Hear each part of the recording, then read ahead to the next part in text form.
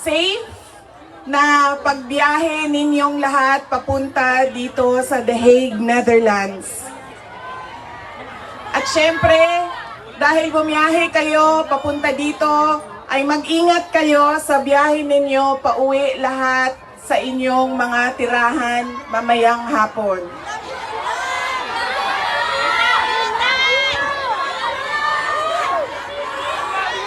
Susunod po ang pagpapasalamat ko sa Dutch Police sa kanilang pagtulong sa atin na mabuo yung programa ngayong hapon na ito at sa pagpahintulot na tayo ay magkaroon ng rally para kay Pangulong Rodrigo Duterte. Maraming salamat po sa Dutch Police and of course sa local government ng The Hague at sa Foreign Ministry ng the Netherlands. Maraming salamat sa kanila. Ang susunod na pagpapasalamat po ay mula sa akin para sa ating mga organizers ngayong hapon na ito sa Executive Committee na nag-meeting araw-araw, iba't ibang time zone para pag-usapan kung paano natin maisagawa ang ating pagsuporta, pagpapakita ng suporta kay Pangulong Rodrigo Duterte na matiwasay at maayos ang ating pagsama-sama ngayong hapon na ito.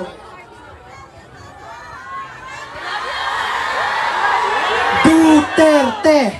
Duterte! Duterte! Duterte! Duterte! Kanina, nung naglalakad ako papunta dito sa park, meron akong mga nakasalubong na mga galing Germany. At tinanong ko sila kung gaano katagal ang biyahe mo, ma'am, papunta dito. Sabi niya, 9 hours daw. At 9 hours din daw siyang babiyahe pauwi. So ganyan ang pinapakita ninyo na pagsuporta kay Pangulong Duterte at pagmamahal sa ating bayan. Maraming salamat sa inyong lahat. Alam ko, lahat kayo may hanap buhay, may kailangan asikasuhin, may mga personal na pinagdadaanan, merong kailangan na paglalaban na gawin sa mga damit ninyo, paglilinis ng bahay, pagbayad ng utang,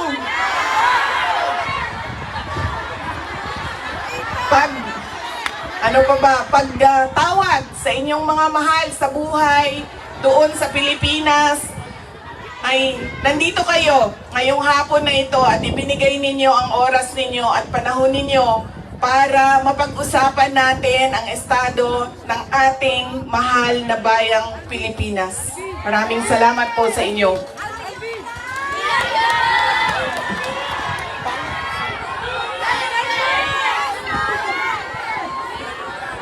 Naikwento ko na ito noon, pero mas mahalaga yung kwento ngayon dahil napag-usapan namin siya ni Pangulong Duterte doon sa loob ng detention center ng ICC.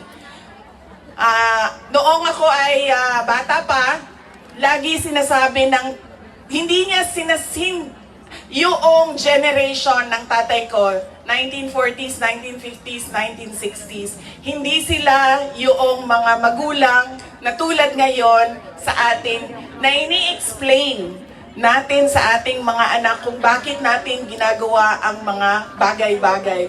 Lagi dapat may explanation. Sa kanilang henerasyon ay diretso ka lang pagsasabihan or pagalitan. Ganun yung generation nila. Nung ako ay lumalaki, lagi niya sinasabi sa akin, hindi ka tao sa paningin ko kung hindi ka doktor o abogado. Lagi niya yang paulit-ulit habang ako ay lumalaki. Lagi niya yan sinasabi, pag hindi ka natapos ng pag-aaral mo, magiging abo ka dyan sa gilid ng daan. You always emphasize that you mean nothing to the world if you do not finish your education. That was his that is my greatest gratitude to my father. The emphasis he gave in education. Wala namang problema sa akin yun nung ako ay lumalaki dahil gusto ko din naman talaga maging doktor. Kaya on that point, pareho kami ng hindi ako yung pinipilit ng mga magulang na magdoktor ka kahit ayaw. So walang naging problema sa amin doon. Pero nung hindi man naging successful yung aking pagpasok sa medisina, ay lumipat ako sa pagiging abogado dahil binigyan din naman ako ng option ng aking tatay na pwede ang abogado. Yun lang ang katanggap-tanggap sa kanya, maging abogado o maging doktor. Noong nakapag-usap kami, noong isang araw, sabi niya sa akin, naging forceful ba ako? Mapilit ba ako sa pagsabi ko sa iyo na maging abogado ka? Sabi ko, oo. Sinasabihan mo ako, pinapagalitan mo ako.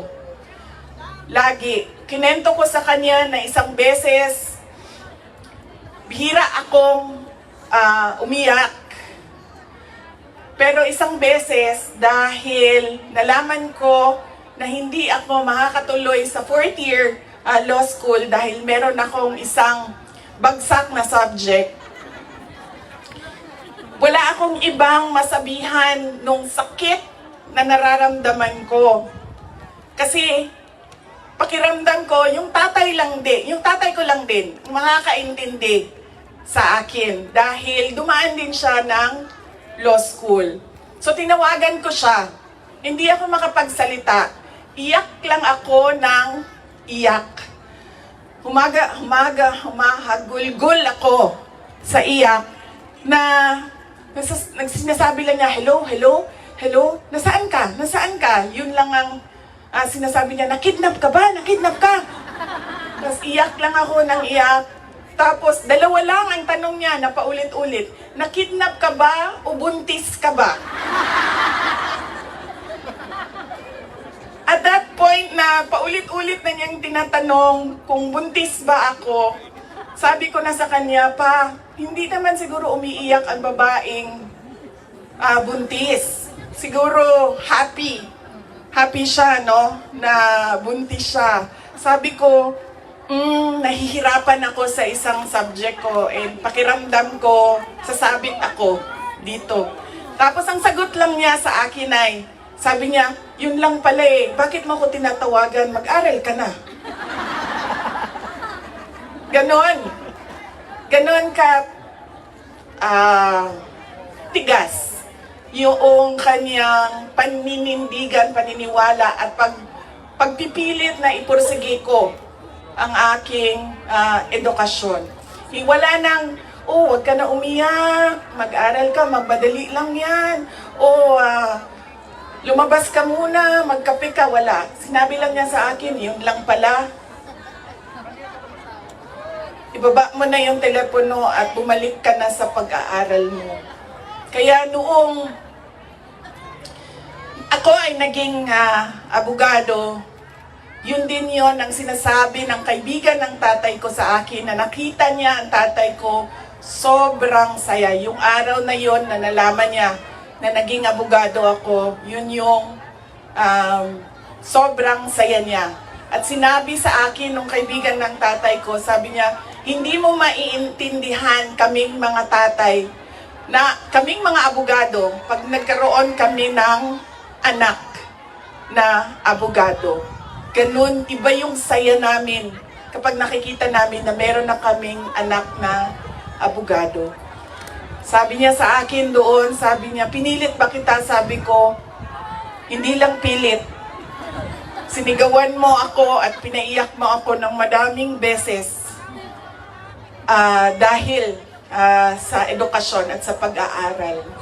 At sabi niya, di buti na lang dahil meron akong abogado ngayon na anak na inutos-utusan ko dyan. Kausapin niyang mga huwes dyan. At ngumiti siya. He smiled. And it seemed to me that it was a comfort to him that he had a daughter who is a lawyer. In fact, sabi niya,